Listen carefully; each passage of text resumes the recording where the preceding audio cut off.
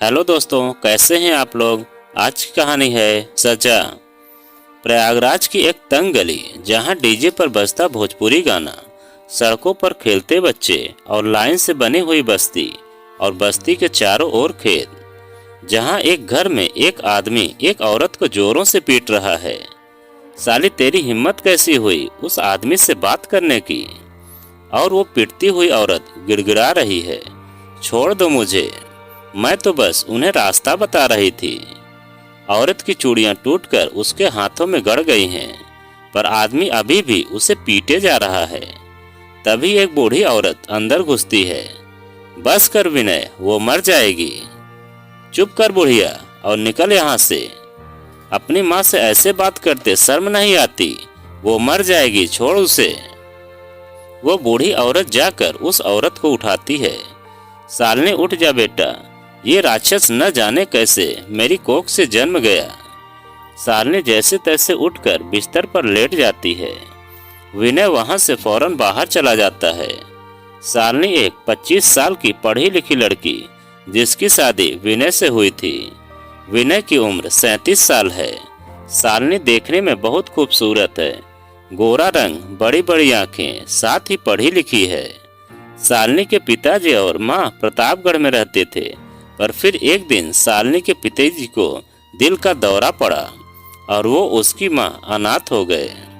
सालनी अपनी माँ के साथ अपने मामा के घर प्रयागराज चली आई और फिर यहाँ से लिखी गई सालनी की किस्मत। सालनी की माँ को उसकी शादी की चिंता थी। उसके मामा ने अपने साथ ही काम करने वाले विनय से बात करके दोनों का रिश्ता तय कर दिया। सालनी और विनय में कुछ भी समानता नहीं थी। सालनी 25 साल की थी तो विनय 37 का। सालनी गोरी और सुंदर थी, वहीं विनय सांवला और काफी लंबा आदमी था। सालनी पढ़ी लिखी थी तो विनय बस 7वीं पास। फिर भी अपनी माँ के कहने पर सालनी ने विनय से शादी कर ली। शादी तक तो सब ठीक ठाक था, पर शादी के बाद सालनी के सामने उसकी असलियत सामने आई। विनय किसी मानसिक बीमारी से ग्रस्त था। पूरा दिन सालनी पर शक करना, उसे मारना पीटना और रात को उसे नोचना, बस यही थी सालनी की जिंदगी। नरक से भी बदतर। सालनी ने माँ से बात की, पर वो बेचारी खुद मामा के पास आश्रित थी। सालनी की मदद क्या करती। अब तो बस दिन रात रोना और दर्द सहना, यही थी उसकी जिंदगी। उस बस्ती में जहां पानी भरने के लिए भी लंबी लाइन लगानी पड़ती थी, जैसे तैसे सालनी अपनी जिंदगी बसर कर रही थी। हर दिन मिलने वाले दर्द के साथ साथ उसके मन पर भी एक गहरी चोट लगी थी। रोज विनय के हाथों मार खाते खाते वो कब इन सब की आदी हो गई, उसे खुद पता नहीं चला। विनय को शराब और जुए की भी खूब लत थी। पहल वो घर चलाने में कोई कंजूसी नहीं करता। फिर धीरे धीरे कर्जदारों की लाइन लगने लगी तो वो सालनी को ही सबसे आगे करने लगा। सालनी के बर्दाश्त की इंतहा पर भी कहते हैं ना, उम्मीद। हर रोज एक उम्मीद के साथ सालनी अपने पति के बदलने के सपने देखती। सालनी की सास ने बहुत कोशिश की सब सही करने की, पर बात बढ़ती ही गई और इसी तरह सालनी की जिंदगी के 7-8 महीने बीत गए। फिर एक दिन जब सालनी सुबह पानी भरने बस्ती के नल ओर गई तो एक लड़का उससे बस्ती के एक घर के रास्ते के बारे में पूछने लगा। सालनी को वो लड़का बस्ती का नहीं लगा, लेकिन वो पढ़ा लिखा और अच्छे घर का लग रहा था। पर सालनी ने उसे कोई जवाब नहीं दिया, जबकि वो लड़का समझ गया था कि सालनी जानकार है और वो उसकी मदद कर सकती है। और यही बातें करने वह सालनी के पीछे पीछे चला आया। पर जैसे ही वो सालनी के घर तक पहुंचा, विनय ने उसे पकड़ लिया। उस लड़के को धमकाने के बाद वो सालनी को घर में ले आया और उसे खूब पीटा। वो लड़का भी समझ चुका था कि यहाँ क्या चल रहा है। उसने भी वहां से जाने में ही अपनी भलाई समझी। खैर 2-3 दिन फिर ऐसे ही चलता रहा। हर रोज विनय के हाथों मार खाना और जैसे तैसे जिंदगी जीना, बस यही सालनी की लाइफ बन गई थी। सालनी की जिंदगी बस यूं ही थी। अगले दिन जब शालिनी फिर बस्ती में लगे नल पर पानी भरने गई तो वो लड़का उसे फिर नजर आया। पर आज वो लड़का अकेला नहीं था, बल्कि उसके साथ कुछ लड़कियां भी थीं, जो पूरे बस्ती में घूम घूम कर कुछ तो बता रही थी। पर शालिनी जब तक समझ पाती, विनय ने आकर उसके बाल पकड़े और उसे घर के अंदर लेकर चला गया। विनय घर में घुस के दरवाजा बंद कर देता है। वो लड़का विनय की ये हरकत देख रहा था। उसने पास खड़ी अपनी एक साथी लड़की को इशारा किया, नीतू वो देखो, मुझे लगता है उसे हमारी हेल्प की जरूरत है। नीतू उस लड़के के साथ शालिनी के घर जाती है और दरवाजे पर खटखटाते हैं। कौन? विनय दरवाजा खोलता है तो बाहर नीतू और वो लड़का खड़े होते हैं। देखिए, हम घरेलू हिंसा मुक्त भारत अभियान के तहत आप लोगों से कुछ। अबे ओ मैडम जी, हमें फालतू चीजें न बताओ, निकलो यहाँ से। अरे सर सुनिए तो, वो लड़का शालिनी को देखते हुए कहता है। उस लड़के को विनय देखते ही गुस्से में दरवाजा बंद कर देता है और शालिनी पर चिल्लाना शुरू कर देता है। साली बाहर गई थी अपने यार को बुलाने, और एक जोरदार थप्पड़ शालिनी को रसीद कर देता है। बाहर खड़ा वो लड़का अंदर की बातें सुनकर आग बबूला हो जाता है। ये कमीने आदमी ही हर चीज की जड़ है, मुझे इसे अभी सबक सिखाना होगा। वो लड़का अंदर घुसने की कोशिश करता है, पर नीतू उसे रोक देती है। कबीर नहीं, ऐसा मत करो, हमारा काम यहाँ इस बस्ती के लोगों को जागरूक करना है। हम यहाँ उनके पर्सनल मैटर में इन्वॉल्व नहीं हो सकते। What are you mad? ये उनका पर्सनल मैटर नहीं है नीतू, ये वही है जिसे हम खत्म करने के लिए ये अभियान चला रहे हैं।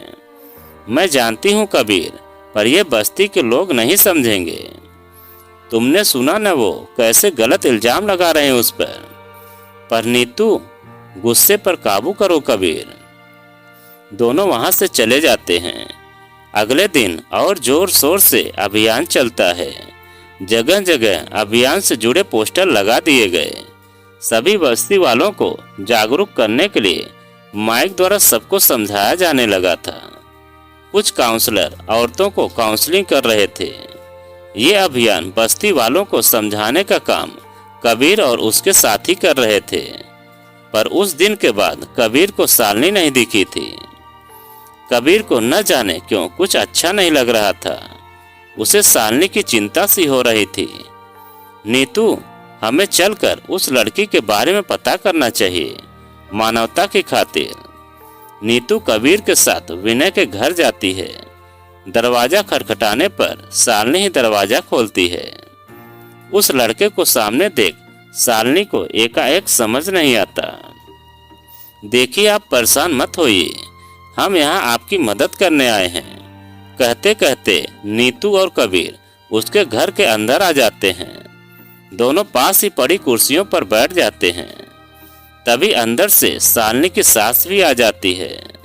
शालिनी की सास उसे उन दोनों के लिए पानी लाने के लिए कहती है। शालिनी पानी और बिस्कुट लाकर उनको देती है तो नीतू अजीब सा मुंह बनाकर कबीर को कहती है, इसकी क्या जरूरत थी? शालिनी पानी का गिलास उन दोनों को देते हुए कहती है, हम गरीब जरूर हैं मैडम, मगर सफाई के बारे में हमें भी जानकारी है।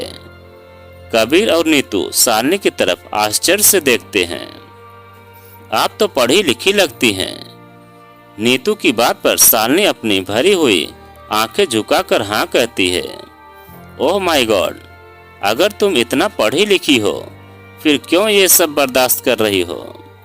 नीतू गुस्से से शालिनी का हाथ पकड़ लेती है और शालिनी की आह निकल जाती है। उसके पूरे हाथ में कहीं न कहीं कट्टे के निशान बने थे। ओह शिट, ये सब तुम्हारे उस पति ने किया। कबीर गुस्से से शालिनी को देखता है। तभी दरवाजे पर खटखटाहट होती है। खोल दरवाजा साली। बाहर विनय चिल्लाने लगता है। हे भगवान, अब क्या होगा? शालिनी को परेशान देख उसकी सास उसे शांत रहने का इशारा करती है और दोनों को अंदर के कमरे में भेज देती है। कबीर गलती से शालिनी और विनय के कमरे में घुस जाता है और पास रखी अलमारी के अंदर छुप जाता है। शालिनी भी वहीं बिस्तर पर लेट जाती है। विनय की माँ दरवाजा खोलती है। क्या चिल्ला रहा है, खोल रही हूं न। वो साली औरत कहाँ है, जबान संभाल विनय। चुप कर बुढ़िया, मर क्यों नहीं जाती, जीना हराम कर रखा है। विनय की बातें सुनकर वो जान गई थी कि विनय पी कर आया है। विनय सीधा कमरे में घुस गया और शालिनी पर गिर पड़ा। जैसे उसने शालिनी को नोचना चाहा, कबीर से यह सब देखा नहीं गया और वो अलमारी खोलकर बाहर निकल आया। विनय और कबीर दोनों में भिड़ंत हो गई। साली यहाँ अपने यार को छुपाए बैठी है। विनय ने शालिनी के बाल खींचकर मारना चाहा तो कबीर ने उसे कस के पीटना शुरू कर दिया। विनय की माँ नीतू और शालिनी उसे रोकने लगी, पर कबीर से यह सब बिल्कुल बर्दाश्त नहीं था। उसने विनय को अधमरा कर दिया। इतनी लड़ाई देखकर आसपास के लोग भी आ गए। आनन फानन में पुलिस और एम्बुलेंस भी आई और विनय को हॉस्पिटल और कबीर को पुलिस स्टेशन ले जाया गया। पूरी बस्ती शालिनी पर थू थू कर रही थी, पर शालिनी की सास उसे संभाल रही थी। वो मेरी कोख से पैदा हुआ तो क्या हुआ, है तो शैतान ही। बेटी न जाने किस जन्म के कर्म है जो ऐसी औलाद मिली। अगले दिन फिर से अभियान शुरू था, पर कबीर कहीं नजर नहीं आ रहा था, क्योंकि कबीर को उस अभियान से निकाल दिया गया था। शालिनी की जिंदगी भी एक सुनसान रास्ते पर ऐसे अटकी थी जहां से निकलने का सपना शालिनी जैसी कई लड़कियां देखती तो हैं, पर निकलने का साहस नहीं कर पाती। विनय की हालत के लिए सभी शालिनी को ही कोस रहे थे। यहाँ तक कि शालिनी के मामा और माँ भी उसे ही दोष दे रहे थे। बस एक उसकी सास ही थी जो उसे समझा रही थी। न जाने वो किस हाल में होगी। उधर कबीर शालिनी के बारे में सोच सोच कर परेशान हो रहा था। कबीर बेटा, बस बहुत हुआ तेरा यह गली गली घूमना और लोगों की सेवा करना। अब बस ये सब चक्कर छोड़ और अपने पापा का बिजनेस संभाल और जल्द से जल्द शादी कर ले। ये देख, ये लड़की, इसने MBA किया है और अभी ये अच्छी खासी जॉब कर रही है, तेरी उम्र की है। माँ प्लीज, मुझे शादी नहीं करनी। शादी नहीं करनी तो क्या करना है? माँ प्लीज, मुझे अकेला छोड़ दो। क्या हुआ कबीर, कोई बात है क्या? नहीं माँ, कुछ नहीं। कबीर वहां से उठकर चला जाता है।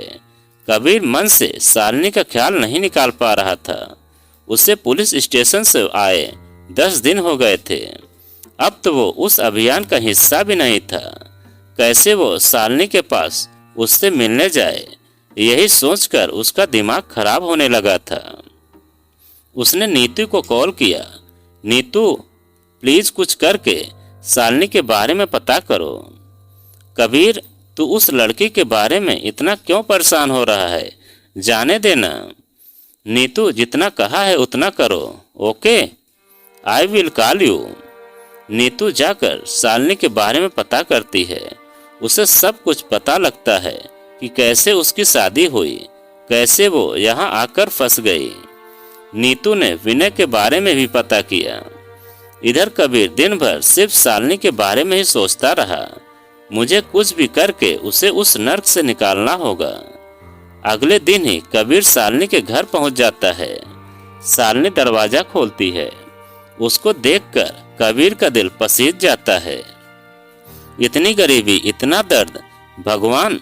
कबीर शालिनी को समझाता है, देखो शालिनी, मुझे पता है यह कहना गलत है, पर तुम अपने पति को तलाक दे दो और यहाँ से निकल जाओ। शालिनी कबीर की तरफ देखती है, जैसे कह रही हो, ये इतना आसान होता तो ये झेलती ही क्यों? आई नो, मेरा यह कहना तुम्हें अजीब लगेगा, पर तुम चाहो तो मैं तुम्हारी मदद कर सकता हूँ।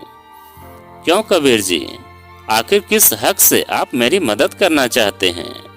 आपको नहीं पता यह समाज उस औरत को क्या नाम देता है जो अपने पति का घर त्याग देती है? हम औरतों का शादी के बाद बस एक ही ठिकाना है, या तो पति का घर या फिर अर्थी। कौन सी सदी में जी रही हो तुम? वो मेरा मतलब है कि आप। कबीर थोड़ा हिचकिचा कर बोला, सॉरी अगर मेरी बात का बुरा लगा हो, पर ये जो जिंदगी तुम जी रही हो, इससे आज़ादी सिर्फ तुम खुद ही को दे सकती हो। कबीर जी, आप जैसे अमीर लोगों को ये सब बहुत आसान लगता है, पर हम जैसी औरतें जिन्हें। शालिनी कुछ कहती इससे पहले ही कबीर विनय से तलाक के कागज शालिनी के आगे कर देता है। अब मैं चलता हूँ, तुम मुझे सोच समझ कर कल बताना। कबीर चला जाता है और शालिनी हाथ में वो तलाक के कागज लेकर अपनी सास का मुंह ताकती रह जाती हैं। शालिनी को कुछ समझ नहीं आता कि यह सब अचानक क्या हो रहा है। जहां बस्ती वाले लगातार शालिनी पर थू थू कर रहे थे, विनय हॉस्पिटल में पड़ा था और वो इस नरक से निकलकर जिंदगी जीने के सपने देख रही थी। पर क्या सच में यह सब इतना आसान था? क्या सोच रही है बेटा? मैं एक माँ हूँ, पर उससे भी पहले एक औरत हूँ। तुझे भगवान ने दूसरा मौका दिया है। छोड़ दे ये दर्द, ये दुख, बदल दे अपनी नियति। इतिहास बदलने का समय आ गया है।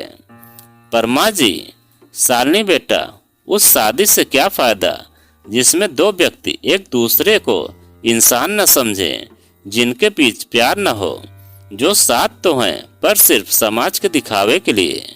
और तो और रोज का यूं मारना पीटना, इन सब को पूरी जिंदगी तक कब तक बर्दाश्त करेगी बेटा? मेरी बात मान, तलाक दे दे उस करम जले को और आगे बढ़। तेरी पूरी जिंदगी तेरे सामने है।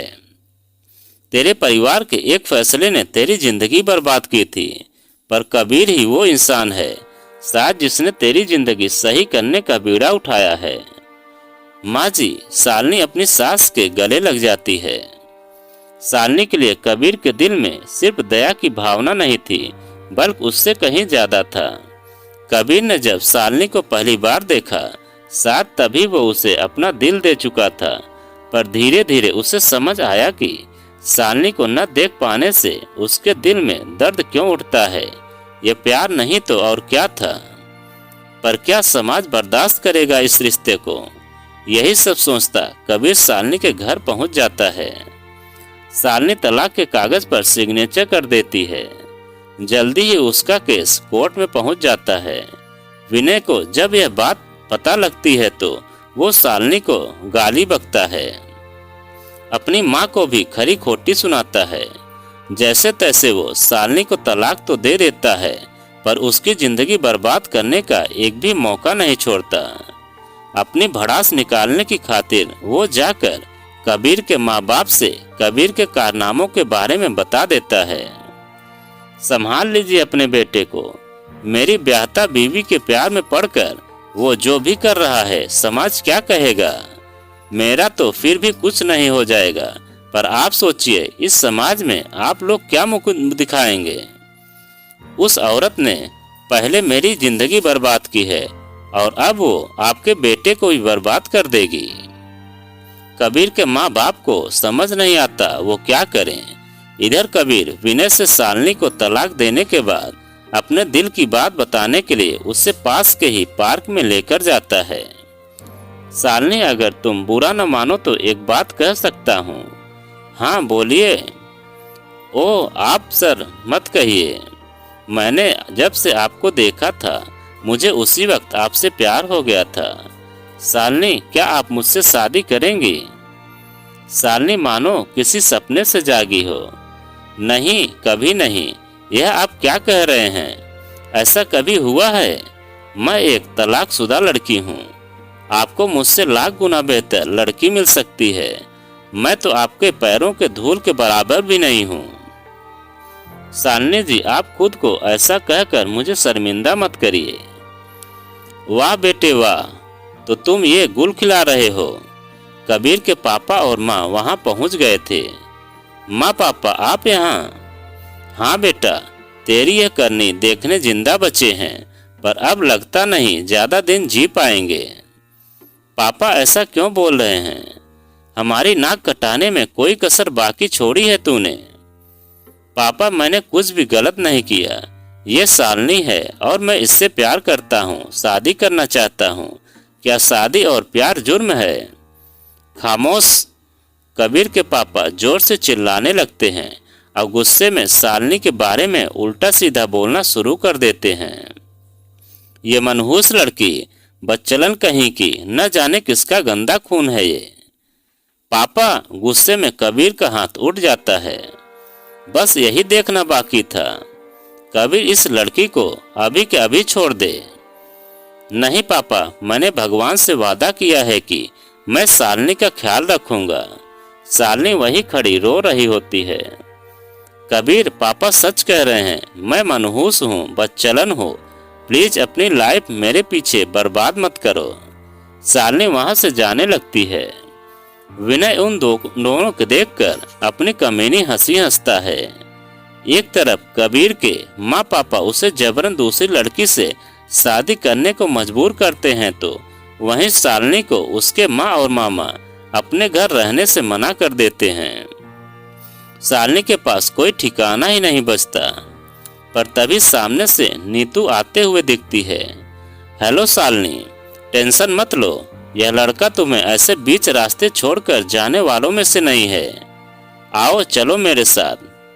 पर कहाँ?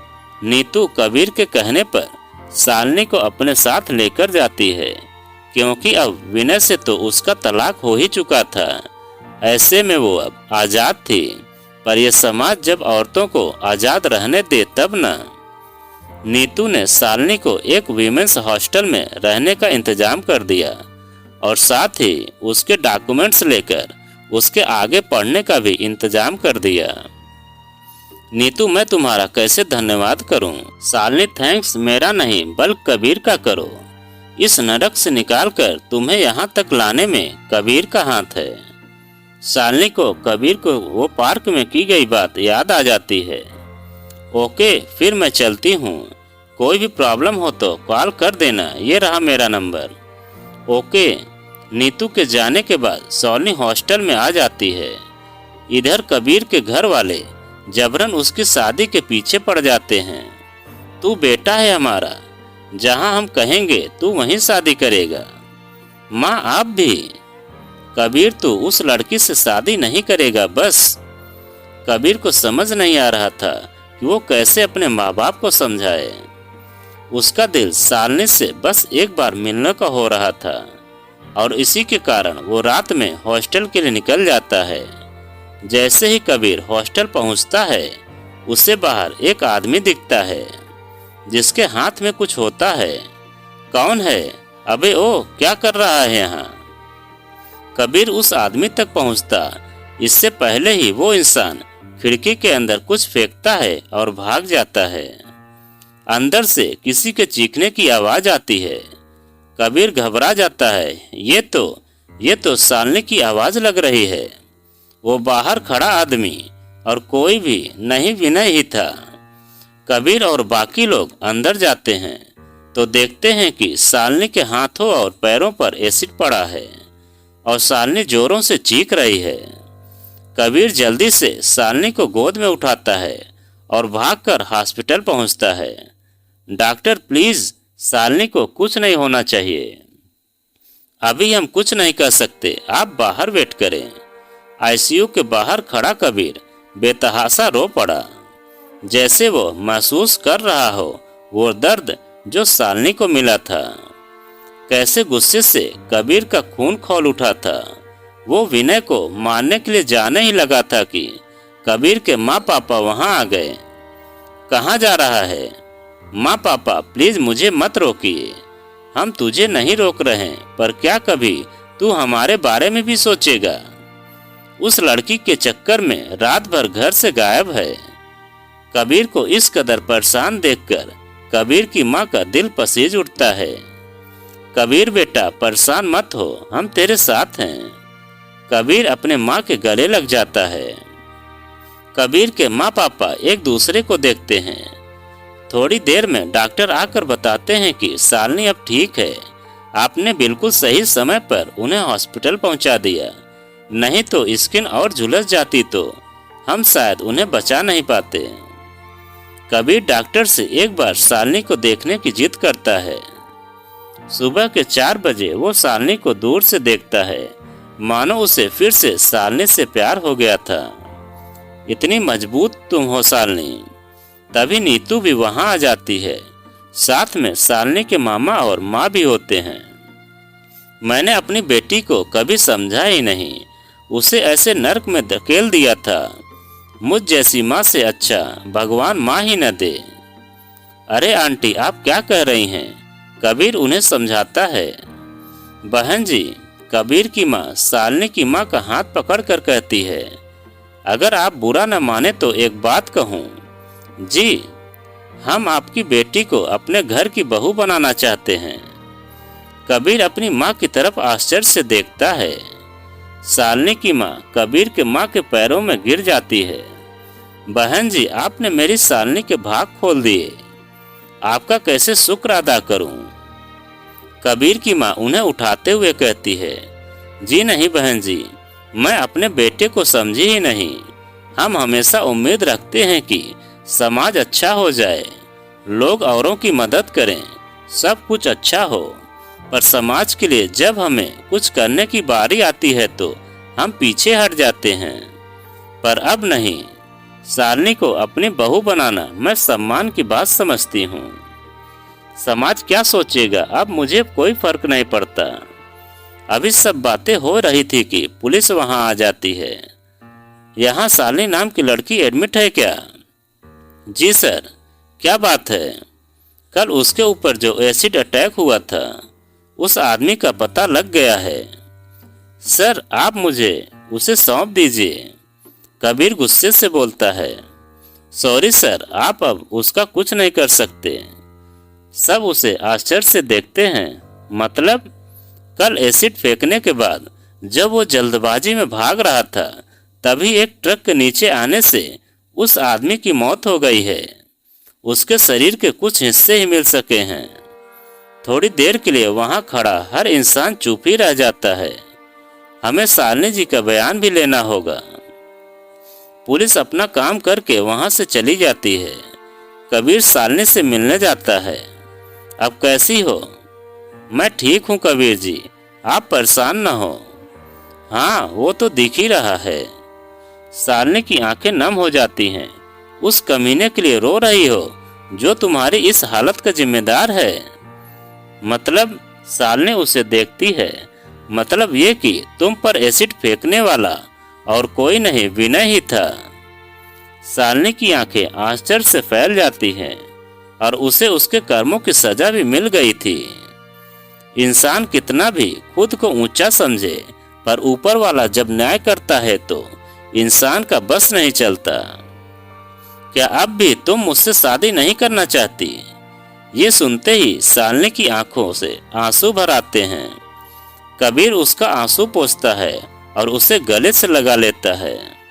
बस बहुत हुआ, अब और आंसू नहीं। लगभग 1 महीने के बाद दोनों की मंदिर में सभी रिश्तेदारों की उपस्थिति में शादी हो जाती है और खुशी खुशी साथ में रहने लगते हैं। तो दोस्तों, यह कहानी आपको कैसी लगी कमेंट में लिखकर हमें ज़रूर बताएं। और आप अगर हमारे चैनल पर नए हैं तो प्लीज़ चैनल को सब्सक्राइब करें और वीडियो को एक लाइक ज़रूर करें।